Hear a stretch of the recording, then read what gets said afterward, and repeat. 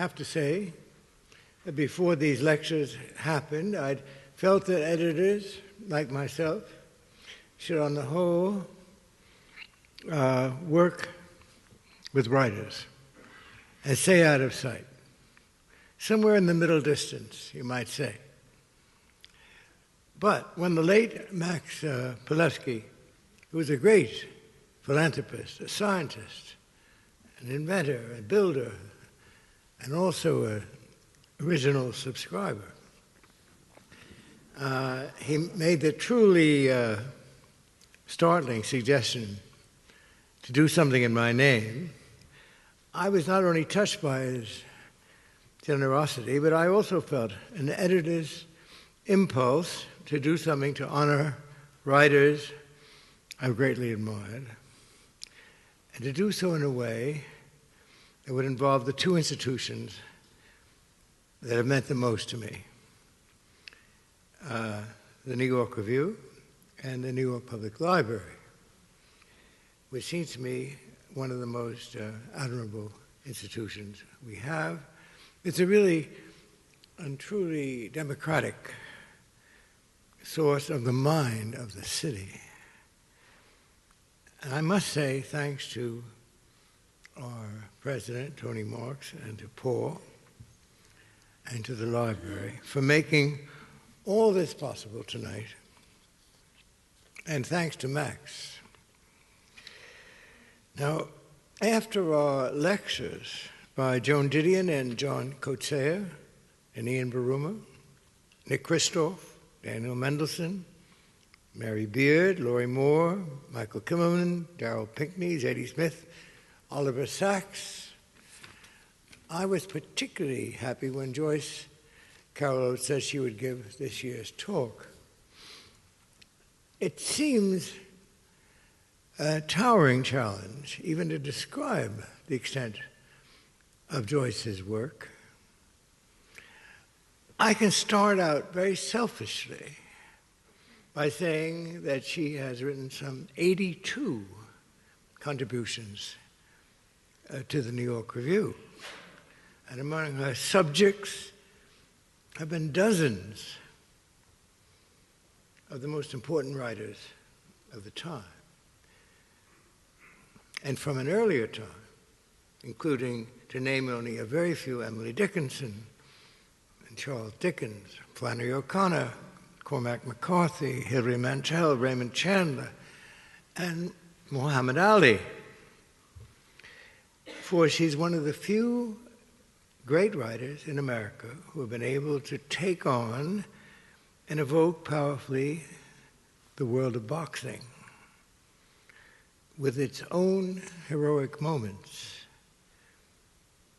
and its own shifty and tricky underground world.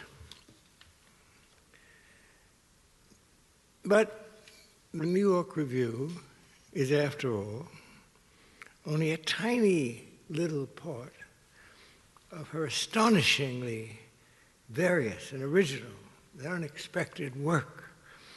She has written over 40 novels, nearly 40 collections of short stories, some 700, more than de Maupassant, 9 plays, 10 collections of poetry, 11 novellas, and 8 quite special and thrilling works under the name Rosamund Smith, as well as collections of essays and memoirs and children's fiction and young adult fiction. There really is no other writer in the world today, I think, who has written so much so brilliantly and taken on such a range of experience.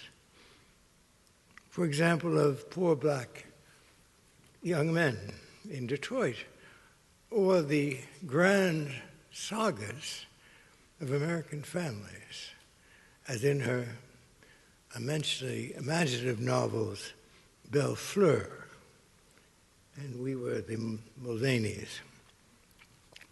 One could go on and on about her many books and stories and book awards, her Pulitzer Prizes, her Faulkner Awards, and dozens of others. Prizes for such brilliant books to me and to many others, as A Garden of Earthly Delights, and to Blackwater, and Blonde. But this prospect would only take away from the occasion that we're here to celebrate, that Joyce Carol Oates, who is completing many years of teaching at Princeton, has consented, to our great happiness, to talk to us tonight. Joyce Carol Oates. Thank you so much for the gracious introduction. It's a great honor and a great pleasure to have been invited to give the Robert Silvers lecture this evening, and in such a beautiful setting. Since 1992, I've been writing reviews for the Distinguished New York Review of Books in an association that has been challenging, exacting, and rewarding.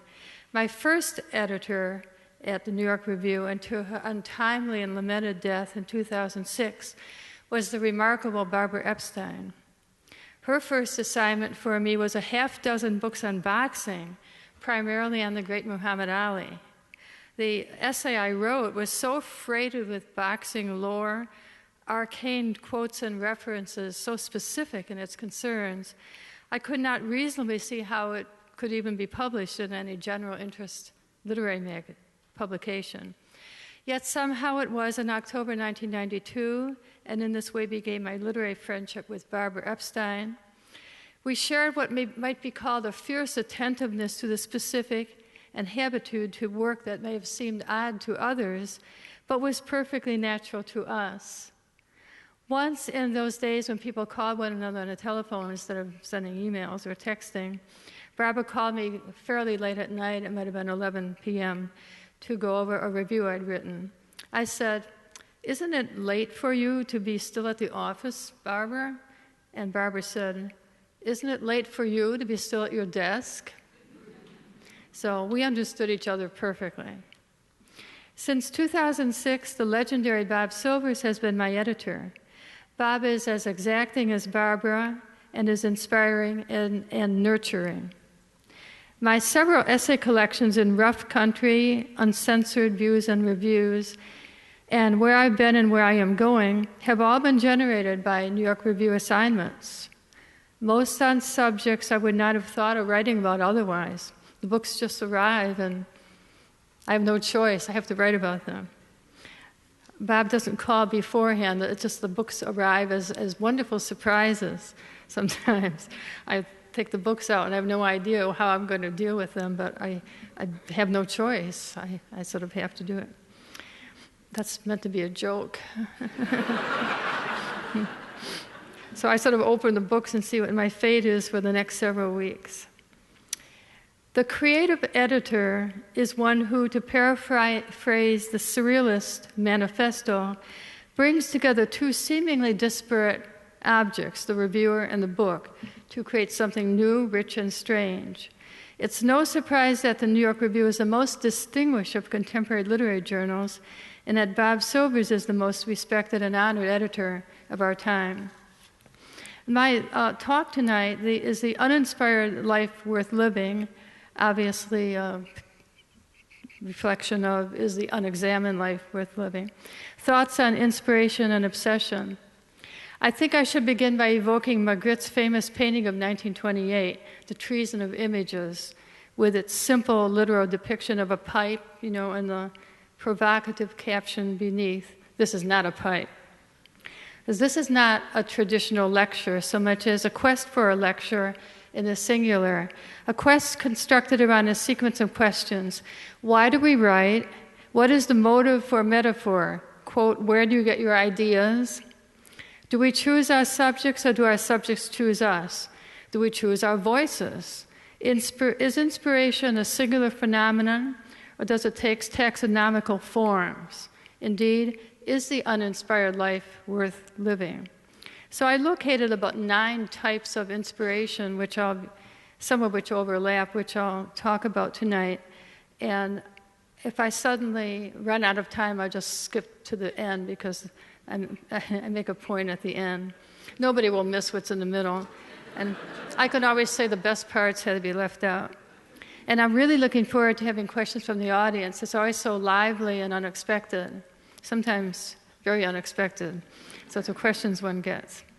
So, is the uninspired life worth living? Thoughts on inspiration and obsession. Why did I write? What sin to me unknown dipped me in ink, my parents' or my own? Alexander Pope's great epistle to Dr. Arbuthnot, 1734, asked this question both playfully and seriously. Why did the child Pope take to verse at so young an age? Telling us, as many a poet might tell us, with the kind of modesty that enormous self-confidence can generate, quote, I lisped in numbers, but the numbers came. It's a very famous line. By which the poet means an intuitive, instinctive, inborn sense of scansion and rhyme for which some individuals have the equivalent of perfect pitch in music. You are born with it or you are not. For sure virtuosity in verse, Pope is one of the great masters of the language. His brilliantly orchestrated couplets lend themselves ideally to the expression of wit, usually caustic in the service of the poet's satiric mission. The predilection to, quote, lisp in numbers suggests a kind of entrapment, though Pope doesn't suggest this. The perfectly executed couplet with its locked-together rhymes is a tic-like mannerism, not unlike punning, to which some individuals succumb involuntarily. I'll say parenthetically that there is such a thing as pathological punning and rhyming. It's a symptom, evidently, of frontal lobe syndrome, a neurological deficit caused by injury or illness. I say parenthetically because I'm married to a neuroscientist, and I know things that I wouldn't have known otherwise that are something they verge upon the morbid. Almost any kind of talent for literature could be traced back to some strange neurological deficit, as they call it. So punning and rhyming, sort of a compulsive behavior, which not many people do, but some do.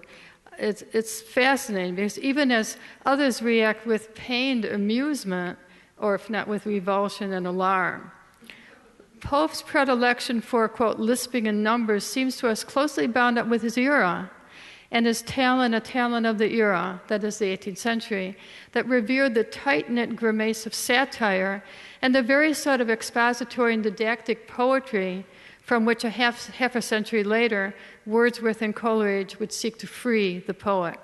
Pope never suggests, however, that the content of poetry is in any way inherited, like the genetic propensity for scansion and rhyme. He would not have concurred, and who among the poets, among most of us, would so concur, with Plato's churlish view of poetry as inspired not from within the individual's imagination, but from an essentially supernatural, daemonic source. To Plato, poetry had to be under the authority of the state, in the service of the, quote, mythological generic good. That it might be imitative of any specific object was to its discredit. The idea of imitation was a negative thing.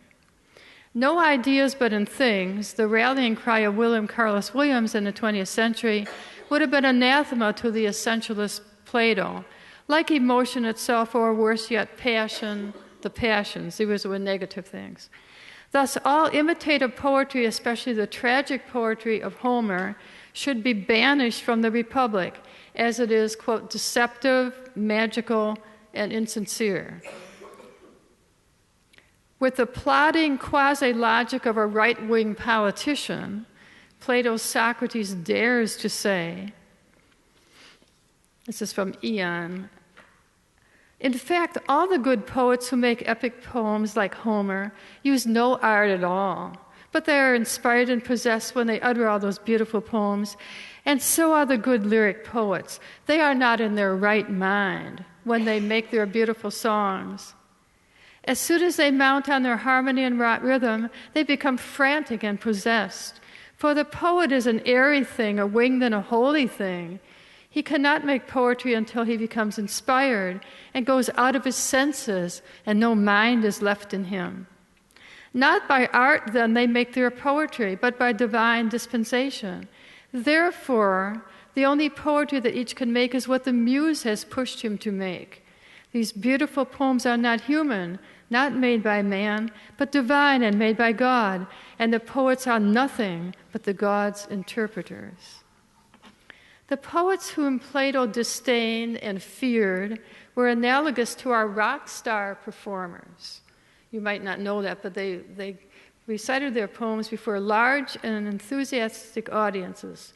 We can assume it wasn't the fact that these poets were popular, as Homer was popular, to which Plato mostly objected, but the fact that his particularly heavily theologized philosophy didn't form the content of their utterances. The poet's right mind should be under the authority of the state. Indeed, each citizen's right mind should be a part of the hive mind of the republic. That the free-thinking, rebellious, and unpredictable poet type must be banished from the claustrophobic republic is self-evident. In one of the great ironies of history, it was to be Plato's Socrates who was banished from the state.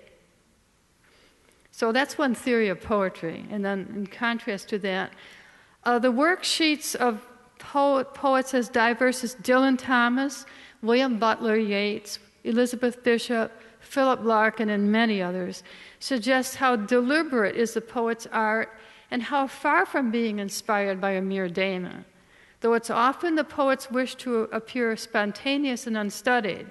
See William Butler Yeats's poem, Adam's Curse. We sat together at one summer's end, that beautiful, mild woman, your close friend, and you and I, and talked of poetry. I said, a line will take us hours maybe, yet if it does not seem a moment's thought, our stitching and unstitching has been naught. Better go down upon your marrow bones and scrub a kitchen pavement, or break stones like an old pauper in all kinds of weather. For to articulate sweet sounds together is to work harder than all these, and yet be thought an idler by the noisy set of bankers, schoolmasters, and clergymen the martyrs call the world. And thereupon that beautiful mild woman, for whose sake this many a one shall find out all heartache, and finding that her voice is sweet and low, replied, to be born woman is to know, although they do not talk of it at school, that we must labor to be beautiful. I said, it's certain there is no fine thing since Adam's fall, but needs much laboring. Very different from the Beat's notorious admonition, first thought, best thought. To appear spontaneous and unresolved, even as one is highly calculated and conscious, that's the ideal. As Virginia Woolf remarked in her diary in an aside that seems almost to prefigure her suicide in 1941 at the age of 59. This is from the writer's diary, April 8th, 1925. I do not any longer feel inclined to doff the cap to death. I'd like to go out of the room talking with an unfinished casual sentence on my lips. No leave-takings, no submission, but someone stepping out into darkness. 2. Inspiration is an elusive term. We all want to be inspired if the consequence is something original and worthwhile. We would even consent to be haunted and obsessed if the consequences were significant. For all writers dread what Emily Dickinson calls zero at the bone, the dead zone from which inspiration has fled. What does it mean to be captivated by an image, a phrase, a mood, an emotion? Quote, a picture held us captive, and we could not get outside it, for it lay in our language, and language seemed to repeat it to us inexorably. This is from Wittgenstein's Philosophical Investigations. Most serious and productive artists are haunted by their material. This is the galvanizing force of their creativity, their motivation. It is not and cannot be a fully conscious or volitional haunting.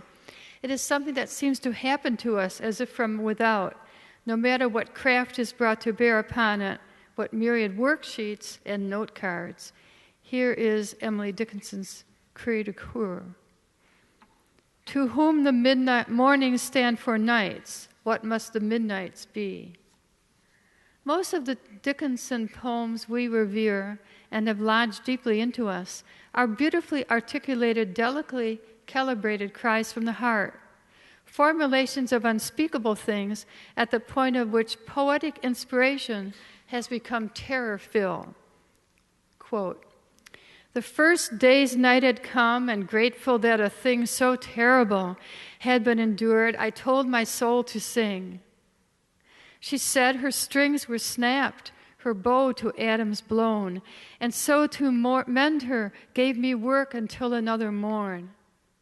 And then a day as huge as yesterday's in pairs unrolled its horror in my face until it blocked my eyes. My brain begun to laugh, I mumbled like a fool, and though 'tis years ago that day, my brain keeps giggling still. And something's odd within, that person that I was and this one do not feel the same. Could it be madness, this? This is the very voice of inwardness, compulsiveness, the soul at the white heat, of which Dickinson speaks in the remarkable poem that seems almost to deconstruct the Platonic charge of God inspiration. Quote, dare you see a soul at the white heat? Then crouch within the door, red as the fire's common tint, but when the vivid ore. Most of the Dickinson, it quivers from the forge without a color but the light of unignited blaze. There is another Dickinson whose inspiration is clearly more benign, drawn from the small pleasures and vexations of daily life, or shared in domestic life in her father's house in Amherst, Massachusetts. Quote, a rat surrendered here, a brief career of cheer and fraud and fear. Of ignominies due, let all addicted to beware. The most obliging trap, its tendency to snap, cannot resist. Temptation is the friend, repugnantly resigned at last. Surely the most brilliantly crafted poem ever written on the subject of a rat found dead in a trap. And behind the house, quote, a narrow fellow in the grass occasionally rides. You may have met him, did you not his notice sudden is. The grass divides us with a comb, a spotted shaft is seen, and then it closes at your feet and opens further on. Several of nature's people I know and they know me. I feel for them a transport of credulity, but never met this fellow attended or alone, without a tighter breathing and zero at the bone. In the tersely titled poem Pig by our contemporary Henri Cole, the trapped, doomed animal that is the poem's subject fuses with the poet-observer in the way of a vivid and revealing dream. Pig. Poor patient pig, trying to keep his balance, that's all, upright on a flatbed ahead of me, somewhere between Pennsylvania and Ohio, enjoying the wind maybe against the tufts of hair on the tops of his ears like a stoic at the foot of the gallows, or with my eyes heavy and glazed from caffeine and driving, like a soul disembarking, its flesh probably bacon now, tipping into split pea soup, or more painful to me, like a man in his middle years struggling to remain vital and honest, while we're all just floating around accidental-like on a breeze. What funny thoughts slide into the head, alone on the interstate with no place to be. Parenthetically, I should remark that when I taught several writing workshops at San Quentin in 2011, on my first meeting with the inmate writers, I read this poem of Henri Cole's about the pig who had gotten out of he was trapped. He got out of his pen and was on the flatbed and was sort of out there enjoying the breeze. In fact, I had to read this poem twice. The inmate students were riveted and moved by this poem in which they saw themselves all too clearly, and it was very influential for them. In these striking poems by Dickinson and Cole, the poet appropriates a natural sighting of one of nature's people.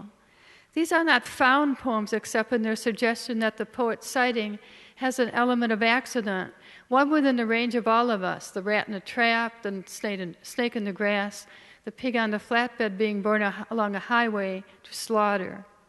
The poet is a seer, and the poem is the act of appropriation.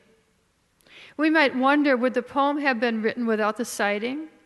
Would another poem have been written in its place at just that hour? Is it likely that the poet's vision is inchoate inside the imagination and is tapped by a sighting in the world that triggers an emotional rapport out of which the poem is crafted?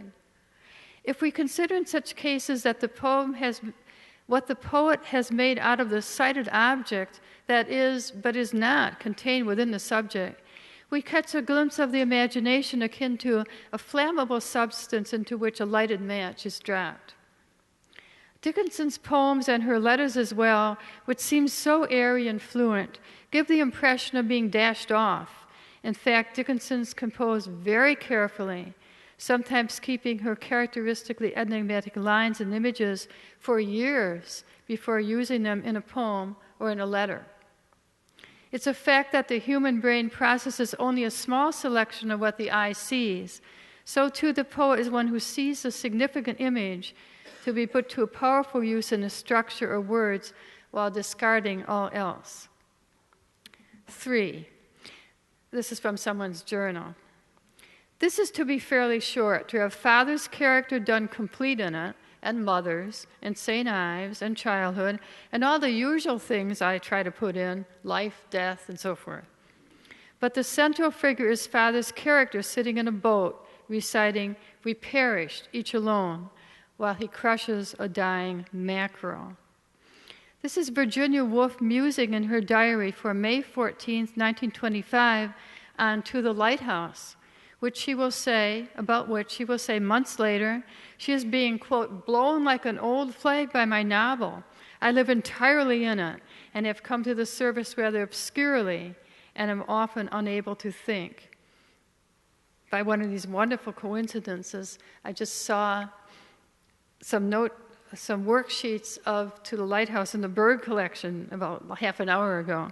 And she talks about having this strange fluency, which is not typical of her writing. A different sort of inspiration is the sheerly autobiographical, the work created out of intimacy with one's own life and experience. Yet here also, the appropriating strategy is highly selective, as in memoir. The writer must dismiss all but a small fraction of the overwhelming bounty of available material. What is required beyond memory is a perspective on one's own past that is both a child's and an adult's, constituting an entirely new perspective. So the writer of autobiographical fiction is a time traveler in his or her life, and the writing is often, as Virginia Woolf noted, quote, fertile and fluent. I am now writing as fast and freely as I have written in the whole of my life, more so, 20 times more so, than any novel yet. I think that this is proof that I was on the right path, and what hangs in my soul is to be reached there. The truth is, one can't write directly about the soul.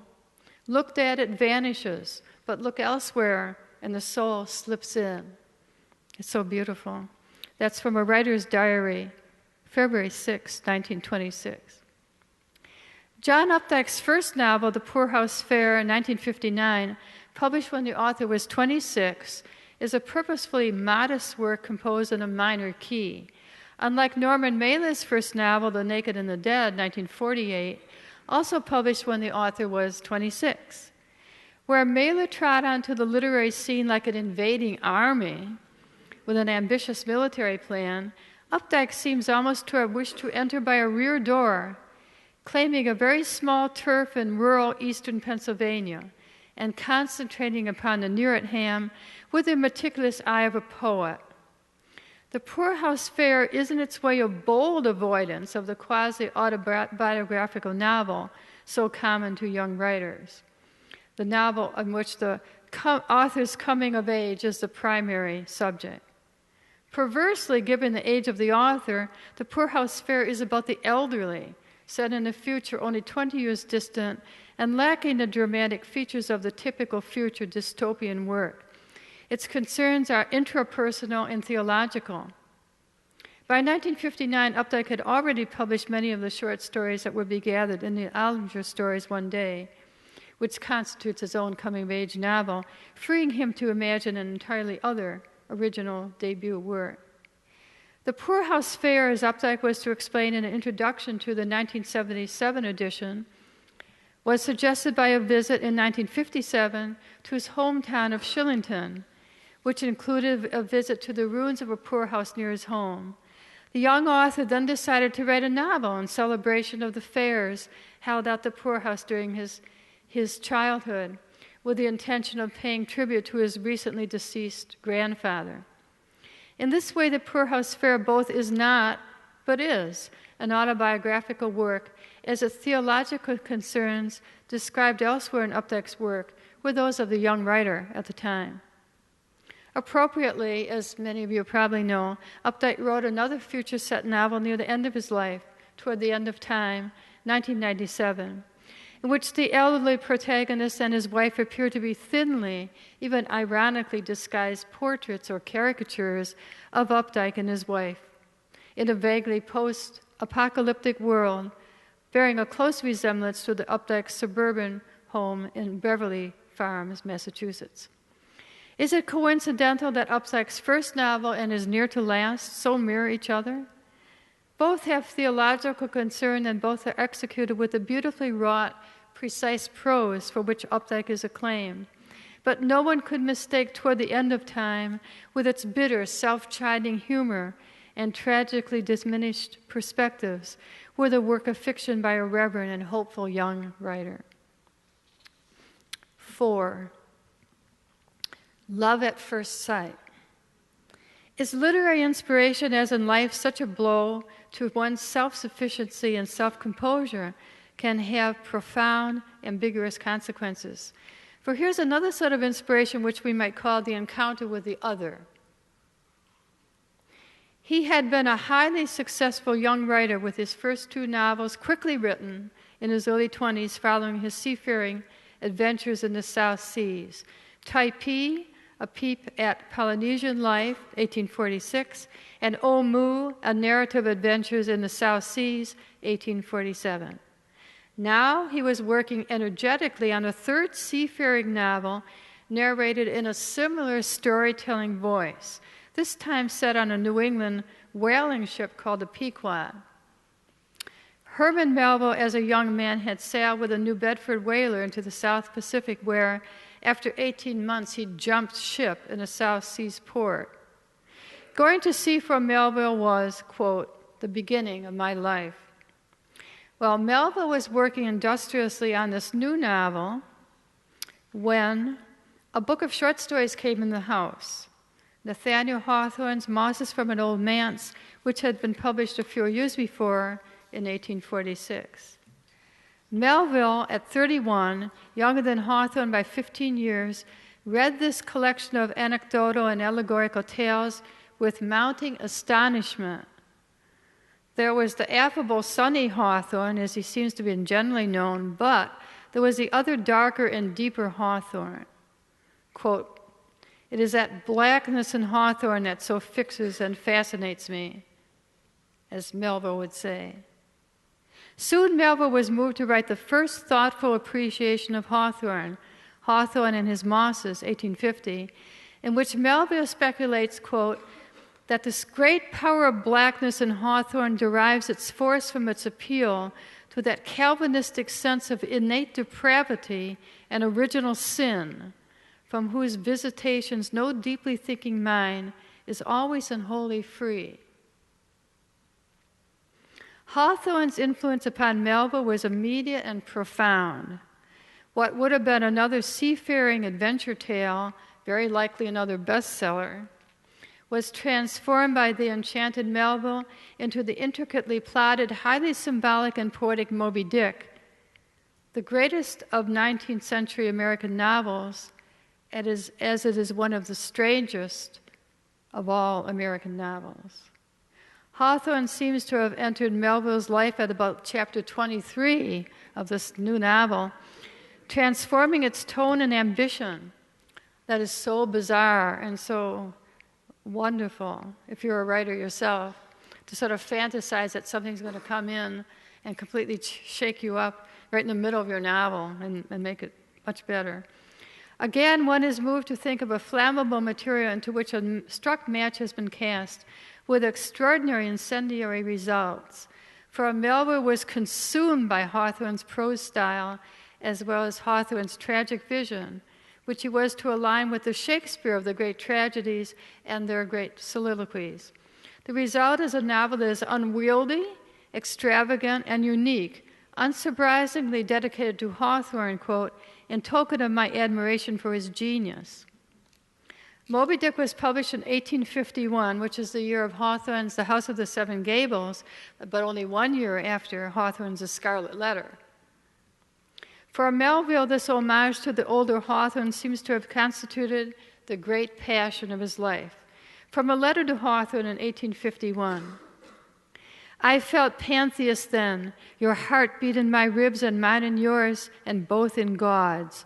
A sense of unspeakable security is in me in this moment, on account of your having understood the book.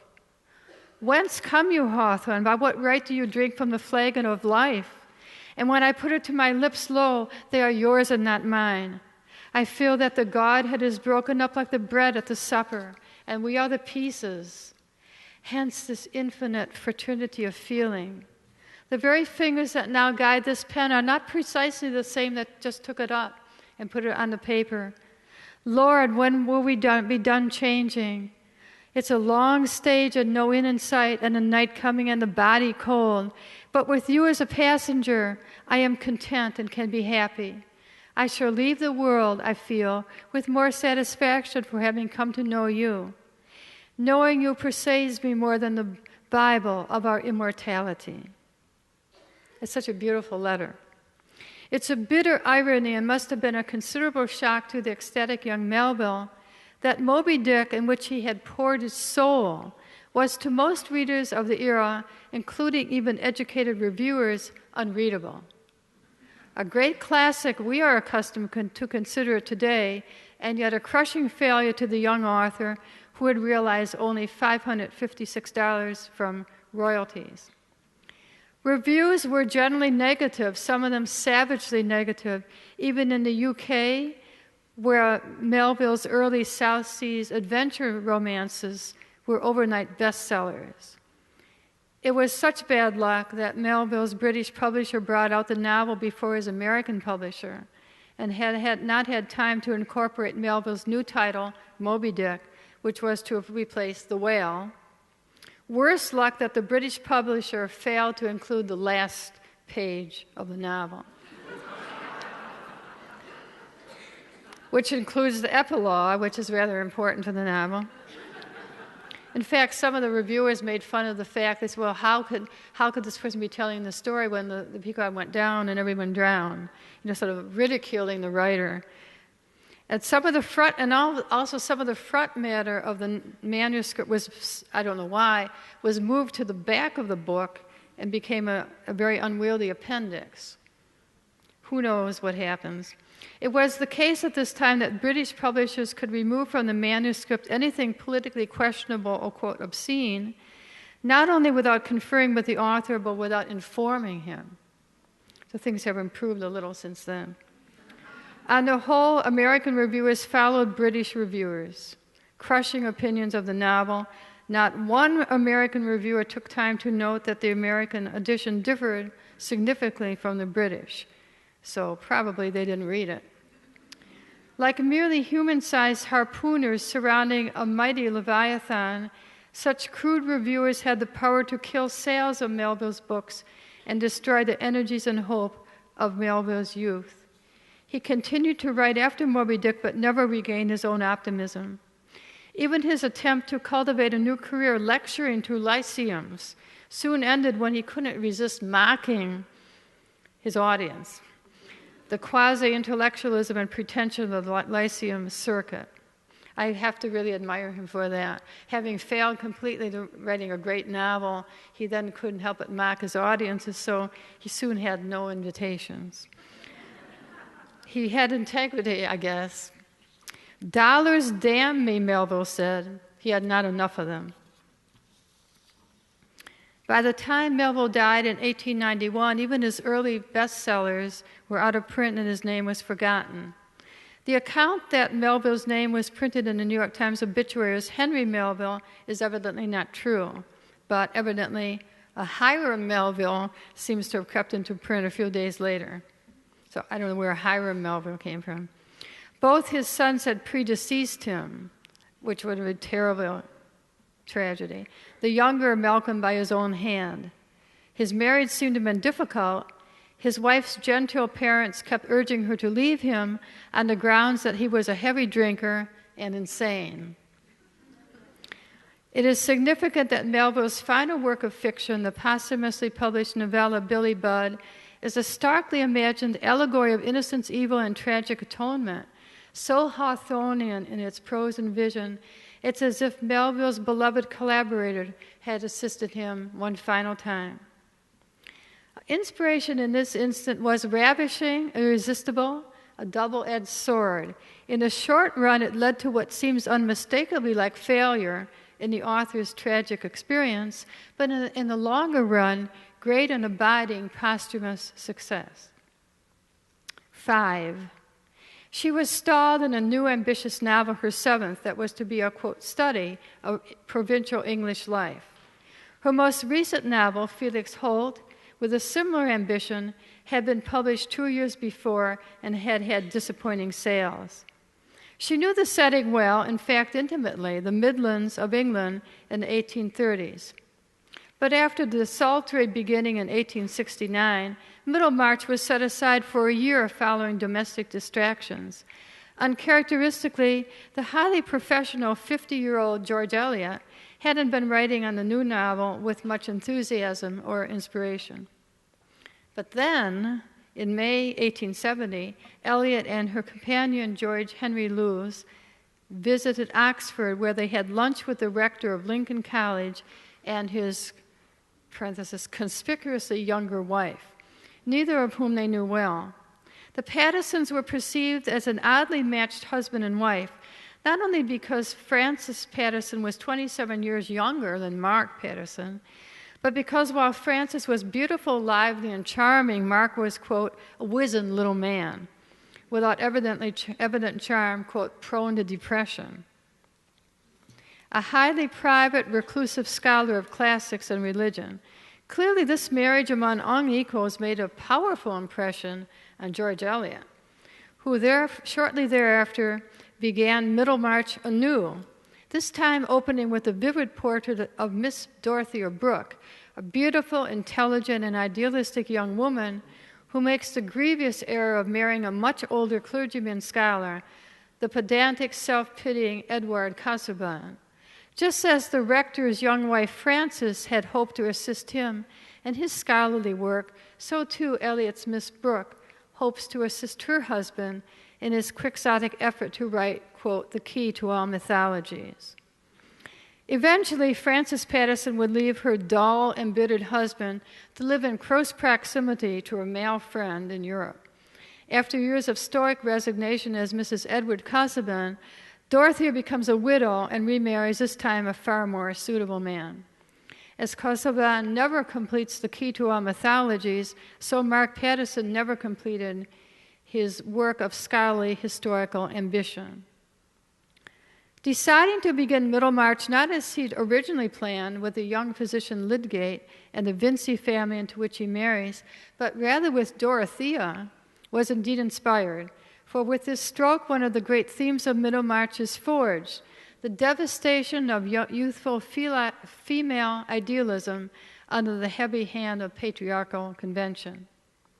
Without the impetuous but always sympathetic Dorothea, who, like her American counterpart Isabel Archer of Henry James's The Portrait of a Lady, makes a very bad mistaken marriage for which he pays dearly, it's difficult to imagine what Eliot would have made of a more conventional characters of Middlemarch. But it's not surprising that George Eliot would never admit, or rather she would always deny, having modeled her fictional married couple on the rector of Lincoln College and his young wife. Writers would far rather have us believe that they've imagined or invented rather than taken from life. In Eliot's case in particular, with her heightened sense of moral responsibility, she would have felt vulnerable to charges of having exploited the Pattersons, who were, to a degree, her and Lou's friends. Try to be one of those on whom nothing is lost.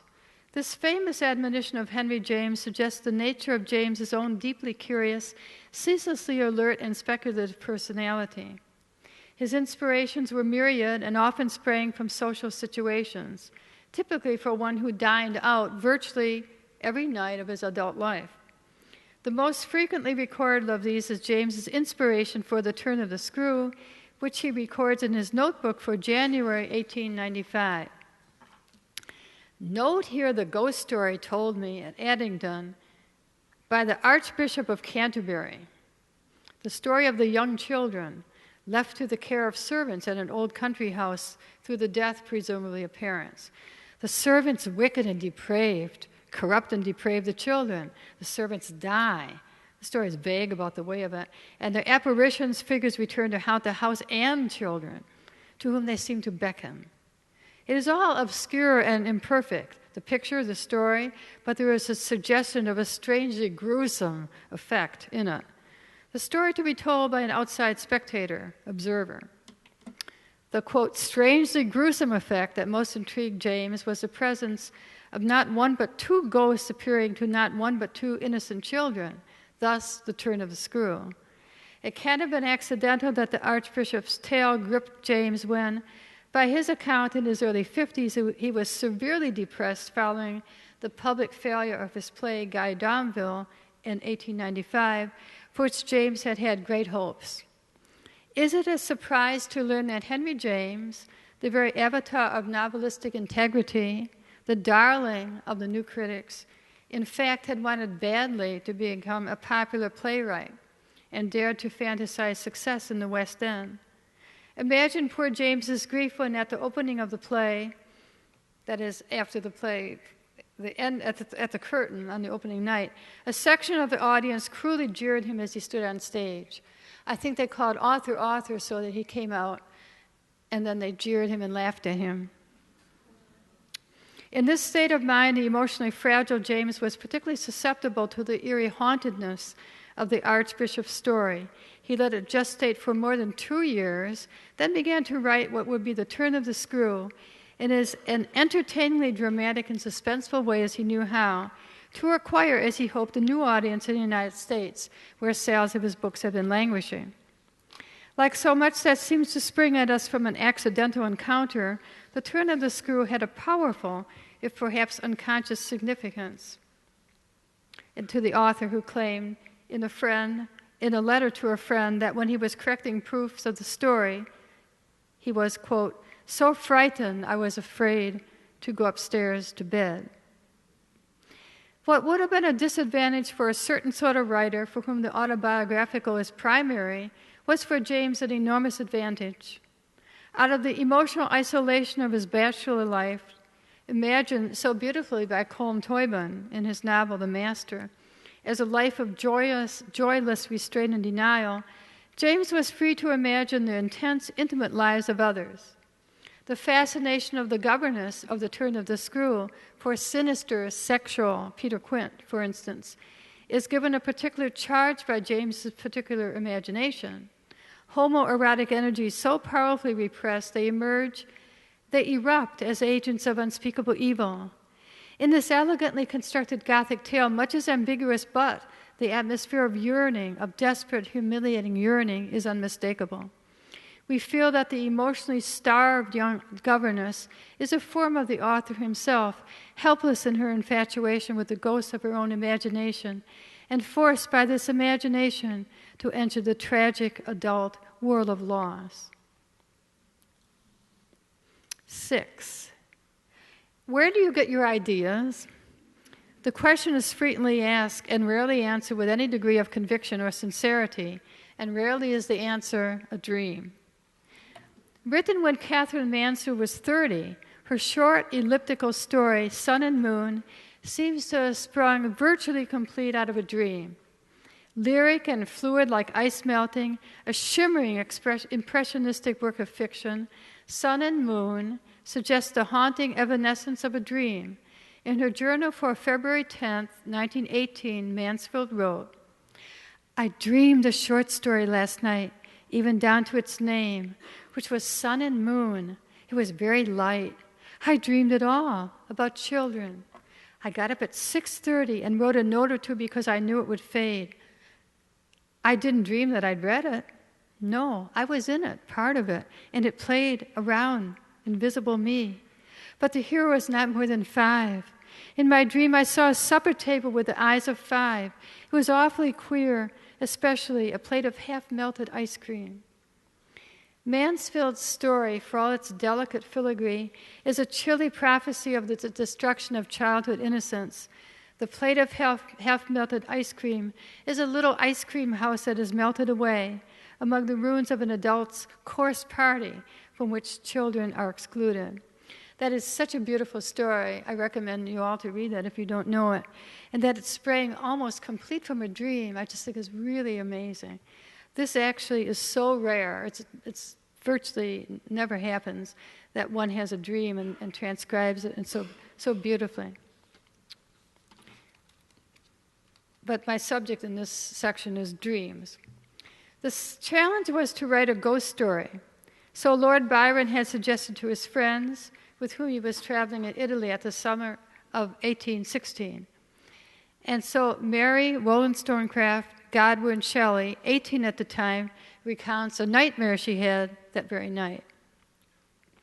"I saw the pale student of unhallowed arts kneeling beside the thing he had put together. I saw the hideous phantasm of a man stretched out and then, on the working of some powerful engine, show signs of life. His success would terrify the artist. He would rush away hoping this thing would subside into dead matter. He sleeps, but he is awakened. He opens his eyes. Behold, the horrid thing stands at his bedside, opening his curtains." Here is a dream vision of singular vividness and strangeness. It would seem almost by the young writer's account that the allegorical horror story, moral parable, had not been imagined into being by the author herself. Rather, Mary Shelley is the passive observer. The vision seems to come from a source not herself. Yet we are led to think, knowing something of the biographical context of the creation of Frankenstein, it can hardly have been an accident that a tale of a monstrous birth was written by a very young woman who'd had 2 babies with her mercurial and unpredictable poet-lover Percy Shelley, one of whom had died, and she was at this time very much pregnant again, and they were not yet married. Following the dream, Mary Shelley spoke of being possessed by her subject. At first she thought her lurid Gothic tale would be just a short story, but the manuscript evolved with some help, collaboration from Shelley. The work became a curious, heavily Miltonic, allegorical romance.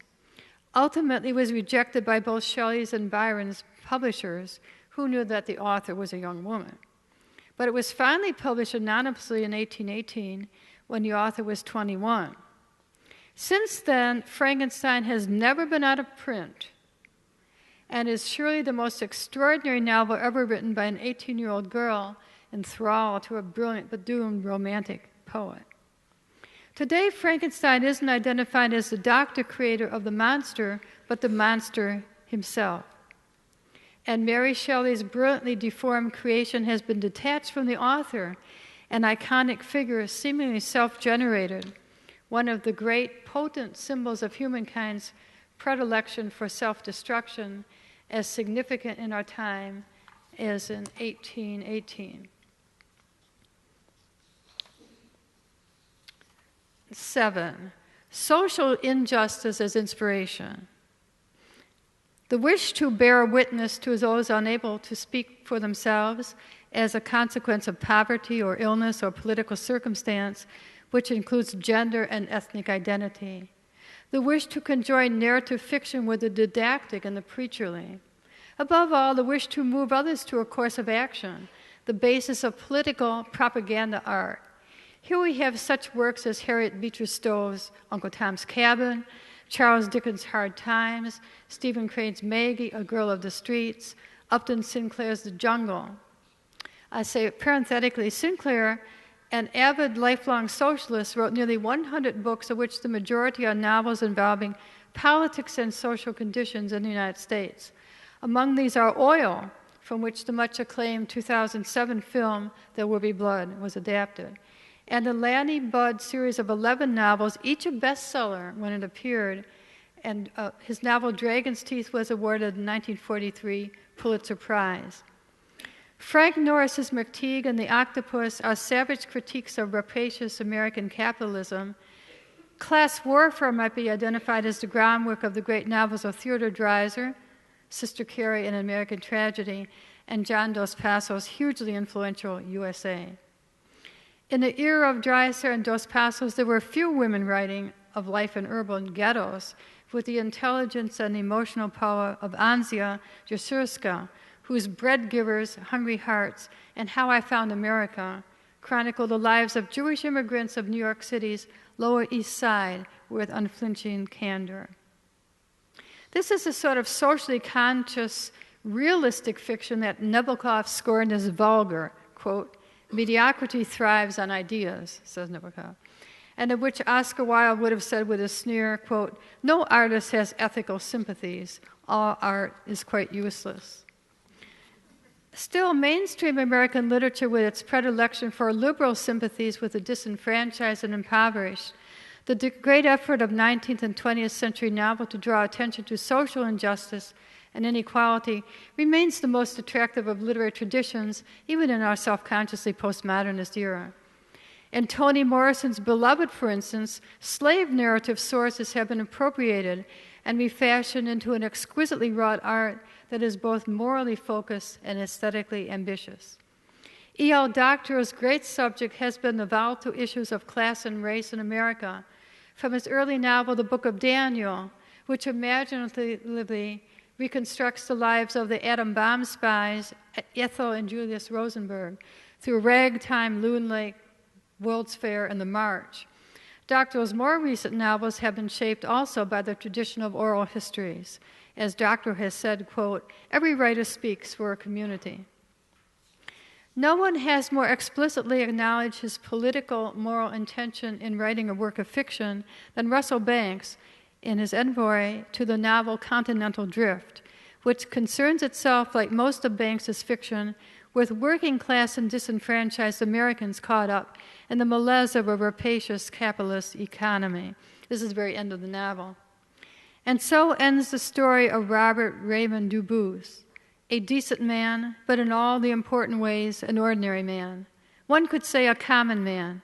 Even so, his bright particularity, having been delivered over to the obscurity of death, meant something larger than itself. Knowledge of the facts of Bob's life and death changes nothing in the world. Us celebrating his life and grieving over his death, however, will. Sabotage and subversion, then, are this book's intentions. Go, my book, and destroy the world as it is. 8. James Joyce once remarked that Ulysses was for him essentially a way of, quote, capturing the speech of my father and my father's friends. An astonishing statement when you consider the complexity of Ulysses, but one which any writer can understand. So much of literature springs from a wish to assuage homesickness, a desire to commemorate places, people, childhoods, families, and tribal rituals, ways of life. Surely the primary inspiration of all, the wish in some artists, clearly the necessity to capture in the quasi-permanence of art that's what is perishable in life. Though the great modernists, Joyce, Proust, Yeats, Lawrence, Wolfe, Faulkner, were revolutionaries in technique, their subjects were intimately bound up with their own lives and their own regions. The modernist is one who is likely to use his intimate life as material for his art, shaping the ordinary into the extraordinary. The confessional poets, Robert Lowell, John Berryman, W.D. Snodgrass, Anne Sexton, Sylvia Plath, and to a degree, Elizabeth Bishop, rendered their lives as art as if self-hypnotized. Of our contemporaries, writers as seemingly diverse as Saul Bellow, Philip Roth, and John Updike created distinguished careers out of their own lives, often recurring to familiar subjects, lovingly and tirelessly reimagining their own past as if mesmerized by the wonder of self. In his last, most obsessively self-reflective work, Ada or Ardor, A Family Chronicle, Vladimir Nabokov evokes the intense claustrophobia of a, quote, super-imperial couple who not only inhabit the same psychic realm, but boldly and audaciously are intimately related, sister and brother. Set in a whimsical counterworld called Antiterra, Nabokov's commemoration of self is finely and literally incestuous. And again, by one of those amazing coincidences, I was just looking at some of the work cards of Ada or Ardor in the Bird collection. I looked at the very first paragraph, which is so famous, when he turns Tolstoy on his head. It's happy families are dissimilar. It's unhappy families are all alike. And Nabokov, as you know, he wrote in the wonderful, clear handwriting on these little note cards. It's quite amazing. No writer has been more mesmerized by the circumstances of his own exceptional life than our greatest transcendentalist poet, Henry David Thoreau, who wrote exclusively and excessively of himself as an adventurer in a circumscribed world. I have traveled much in Concord, as Hawthorne famously said. Walden is a publicly revered text which we all know, and some of us have taught many times, but it's actually Thoreau's journal in which he wrote daily from 1837 to 1861, eventually accumulating some 7,000 pages. That is the more remarkable document, as Thoreau is the most acute of observers of nature and of human nature, an analyst of the self in the Whitmanesque sense, the self that is all selves. Here is the essential Thoreau, quote, I stand in awe of my body. This matter to which I am bound had become so strange to me. I fear not spirits, ghosts of which I am one, but I fear bodies. Talk of mysteries. Think of our life in nature, daily to be shown matter, to come into contact with it, rocks, trees, wind, tirelessly reimagining their own past.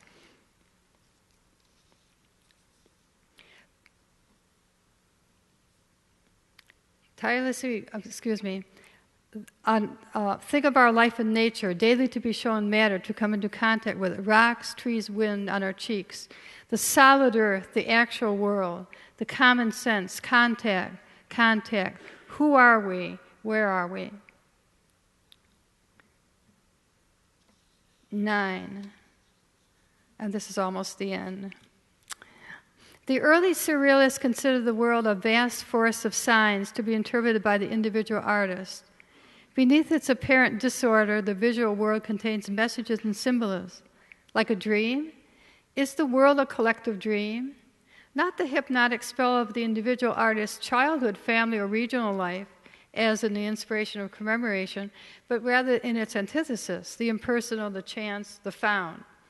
The surrealist photographer Man Ray wandered Parisian streets with his camera, anticipating nothing and leaving himself open to availability or chance. The most striking surrealist images were ordinary images made strange by being decontextualized. Quote, beautiful as a chance encounter of a sewing machine and an umbrella on a dissection table.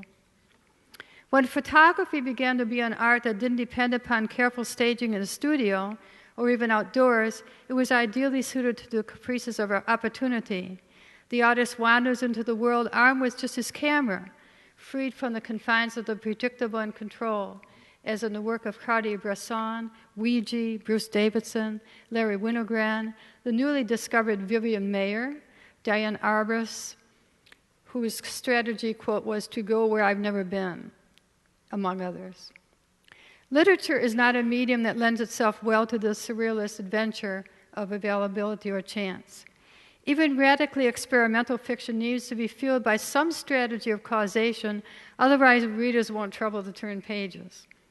Unlike most visual art, which can be experienced in a single gaze, fiction is a matter of subsequent and successive gazes, mimicking chronological time.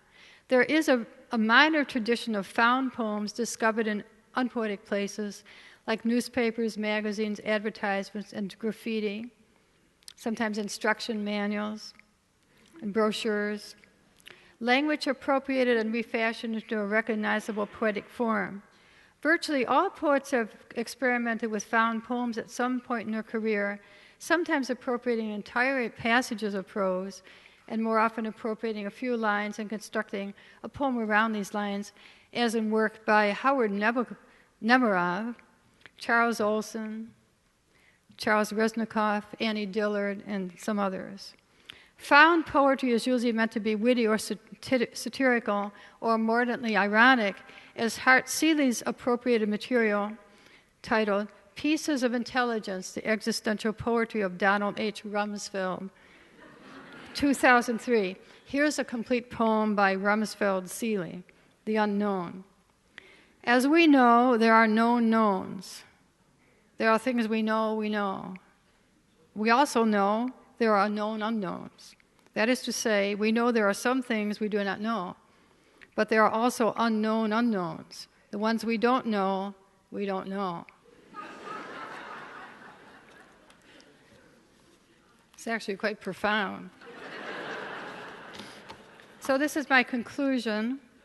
If inspiration is many-faceted, out of what human need or hunger does inspiration spring? That's to say, what is the motive for metaphor? It seems clear that Homo sapiens is the only species to have anything like human language, and certainly the only species to have written languages or histories. Our sense of ourselves is based upon linguistic constructs, inherited or remembered and regarded as precious or at least valuable. Our sacred texts are presumed to have been dictated by gods, and sometimes we are fired with murderous rage if the texts are challenged or mocked, or if our Creator's name is uttered in the wrong way or by the wrong lips. Perhaps literature in its broader sense, incorporating centuries, millennia, as a consequence of myriad individual inspirations across myriad cultures, relates to us as that part of the human brain called the hippocampus relates to memory. The hippocampus is a small, seahorse-shaped part of the brain necessary for long-term storage of factual and experiential memory, though it's not the site of such storage. Short-term memory is transient. Long-term memory can prevail for many decades. The last thing you will be able to retrieve in your memory may very well be the first thing that came to reside there, a glimpse of your young mother's face, a confused blur of a childhood room, a lullaby, a caressing voice. If the hippocampus is injured or atrophied, there will be no further storage of memory in the brain. There will be no new memory. I have come to think that art is the formal commemoration of life in its variety.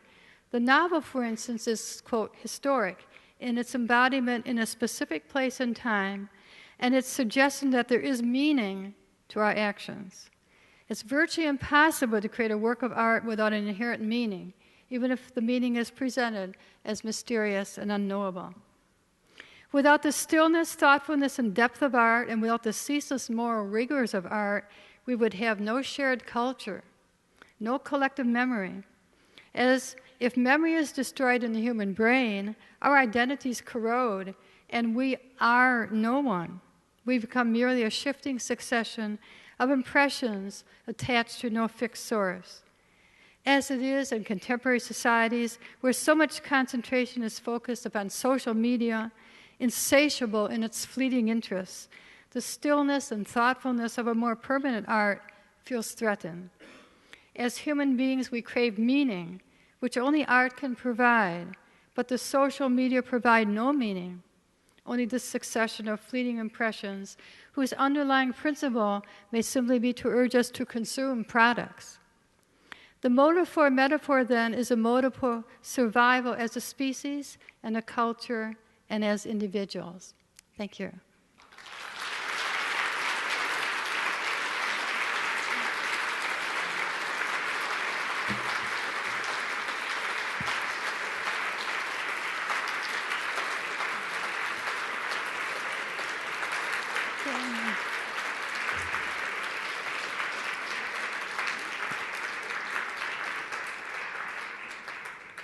Well, thank you very much. So I'm very happy to try to answer any questions you might have. This is the most exciting part of the evening for me. Hello, thank Hi. you. Early on, you quoted Plato saying that the only poem the poet can write is the one that the muse pushes them to. And I perhaps simply misheard, perhaps I was primed for puns for the opening, but I heard the only poem is the one that the news pushes them to write. And I laughed to myself, and then I thought, you're very active on Twitter, and you're very engaged with the news, which I think have what your beautiful phrase, humankind's predilection for self-destruction. There's so much of it. And I just wonder what role the news plays in your muse. Oh, well, it's, you mean N-E-W-S? Yep. Like CNN, BuzzFeed, Well, politics, probably. happenings. Well, I think of art. I think of particularly something like the novel that is really sort of the consequence of a lot of strategy and thinking. I think of art as quasi-permanent. Obviously, it's not going to be completely permanent. And then the other is sort of like social conversation that you might have. Maybe we used to have these conversations over the telephone, or maybe we wrote letters, and now the social media do that. But I don't really think that's sort of a fleeting, it's sort of like something that's always moving, whereas a novel is something much more solid. So I'm not really sure that there's any connection between the two. People often ask me what relationship there is between my teaching and my writing, because I've been teaching for many years, and the teaching to me is a social and sort of stimulating experience that opens me to new ideas and to new people and personalities and so forth. But I wouldn't say that it has any direct effect on the actual writing. The writing takes place in some solitary place in the soul. But I thought that the whole Platonic, the admonition that the poet has to be, so much noise in the room. It's all these little things. We're very social. Maybe it's just in my ears. I'm hearing little sounds. The idea that the poet has to be banished from the Republic, that's just so outrageous, I think, and unconscionable, but absolutely understandable, because tyrants and people who are not even tyrants want to censor. They send into exile, or they would put in prison. They would probably execute or torture people who disagreed with them. And we have that today even in the liberal democracies, this yearning to censor a dissident voice.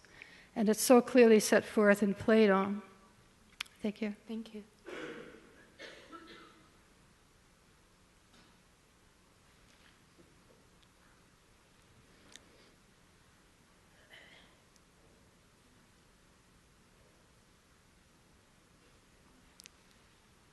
Hi. Hi.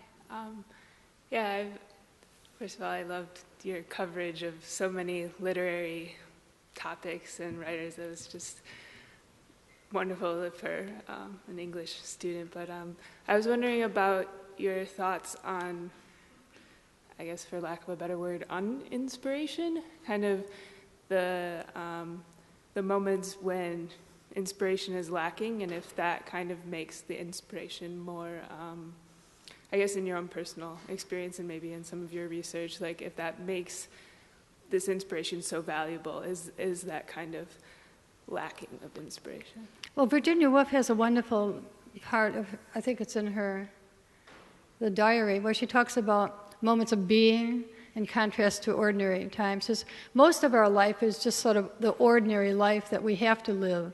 You know, you're making dinner, or you're doing something that's mundane. But once in a while, there's this illumination of moment of being, where you sort of see something, or you're taken by surprise, or you hear something. James Joyce spoke of the epiphany. I think that these moments of inspiration are not that common. They're really not that common. How many times would Henry James have heard a story as powerful as the story that would turn into the turn of the screw?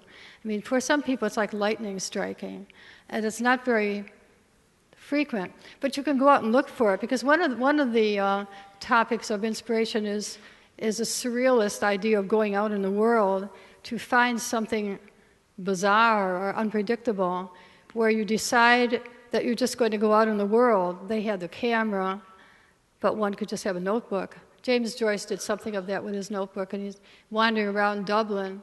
It necessitated going into many pubs for Joyce, and he would be drinking, of course, but he'd be sort of listening to the voices.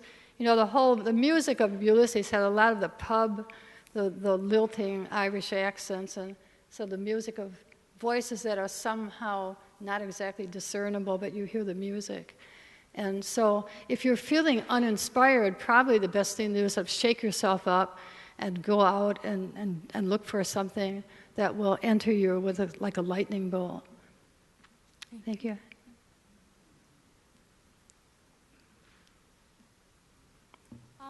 When you write, how do you manage your self-criticism and reach the state of unconsciousness where you're able to write in the freest form?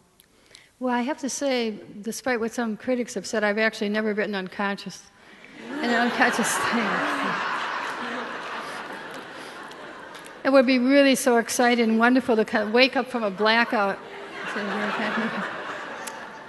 Well, it's a good question. And I think the more you outline and the more you think about what you're doing, I like to go for long walks. I like to run, and I sort of show myself a kind of cinematic working out of a chapter is like a little movie. I think the more you do of that, and the more it becomes part of your memory, when you come back to work, you can write quickly. But if you're sitting at your computer and trying to write, that's the hardest of all. It's most dispiriting and paralyzing. I think it's not a good idea. However, as I said, if you go out meditating and think through what you're going to write, when you come back, you can write kind of quickly. It's not unconsciously, but it's quickly. Yes, thank you.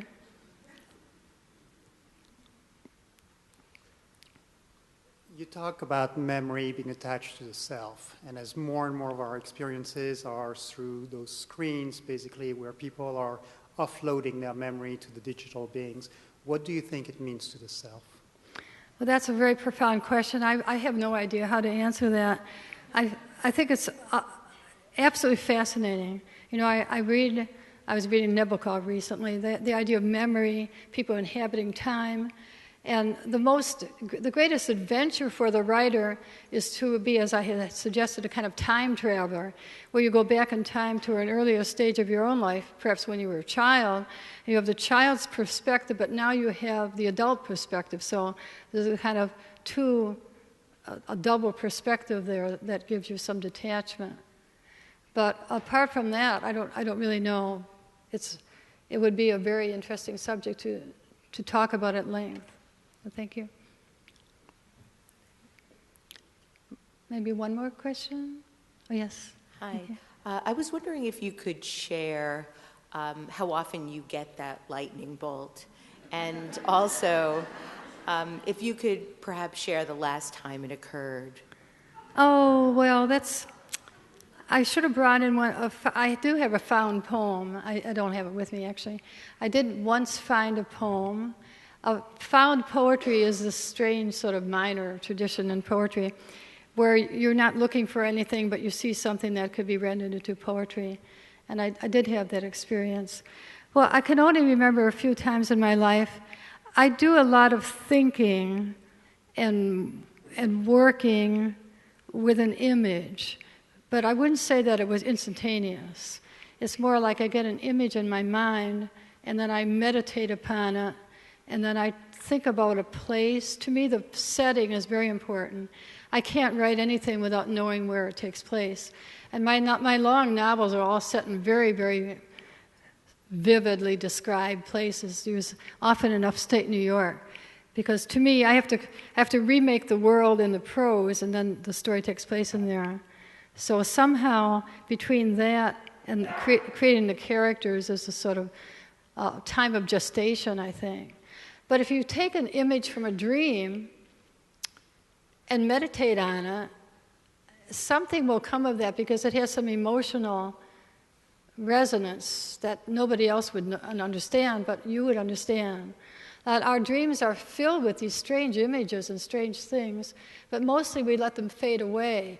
But if you seize one of them that was really mysterious or disturbing, and just thought about it, obviously you could construct a story around there. You could construct a work of art around that because it has meaning to you. But most people can't do that, or they don't want to do that, or it's actually... Why do you think that's the case? It's an effort. Why do most people feel like they Well, can't? I did once write a whole novel constructed around a dream, and it was very, very difficult. Because the image that comes to you is mysterious, and you can't really figure out what it is. It's like getting a strange mineral that's glowing, that sort of fell down as kryptonite or something. And you're sort of walking and you're sort of looking at the strange thing. You know it has meaning, but you don't know what it is exactly. So you're kind of frustrated by it, but you don't want to throw it away because you know it's valuable. So I wrote a whole novel called Mud Woman out of a dream that I had. It's so vivid, it's so much more real to me than most of my life. These dreams that we have sometimes are really vivid, and they stand out in a numinous way more than most of our lives, as Virginia Woolf said about moments of being. But I was haunted by that for years. And finally, when I constructed a whole novel around it, it takes place like on page 300. It wasn't the beginning of the novel. I had to construct a whole world around it that would then present that in a coherent way. And it was a great effort, It's much easier, I think, to start off with a story and with characters and have an outline for a novel rather than begin with the images. But when you look at a great painter like Van Gogh, and see how he's working with images and how passionate the paint is on his canvases, you understand that another artist seeing the same scene would paint something very flat and pretty or, attractive. But Van Gogh brings to it this intense passion, almost the passion of madness, and the paint's thick, that's very, very powerful. So obviously he was terribly haunted by some of these images. And that, I would suppose, is what makes him a great artist, and somebody else is just painting pretty little watercolors and things like that. But to take the image to some extreme, I can give you one example, though it's getting a little late, and many of you might know this. When William Faulkner was quite young, in his late 20s, he was haunted by a dream of looking through a window into a room where there was a coffin. He imagined a little girl climbing a tree, and the little girl looks in the window. She's not supposed to look. It's like the forbidden fact of death for children. That was the haunting image that began The Sound and the Fury. And when you read The Sound and the Fury, the little girl, Caddy, is the one who climbs up the tree, and Quentin is on the ground. He doesn't want her to go up. It's one of the key scenes. But that was generated, the whole novel was generated by that dream. It's so touching when you learn that Faulkner's little daughter, had died a couple of years before, I think. So you can see how the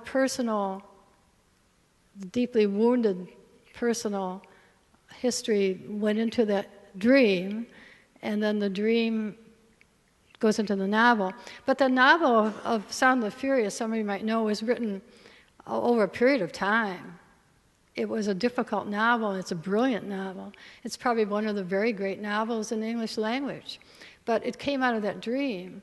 So if Faulkner hadn't had the dream, I hate to say it, but maybe if his daughter hadn't died, he may not have written that novel. The other day I was teaching Tim O'Brien's The Things They Carried, you know, that great story. It's a novel and it's a short story. I was teaching at Princeton, and all the students are so admiring of it. That's a great short story set in during the Vietnam War. And I said to the students, would you like to have written that story? And they said, yes, yes, they all did. And I said, would you like to have lived the experience that would allow you to write the story? And they all were completely, no, they didn't want to do that. And you can't blame them. Thank you. Thank you.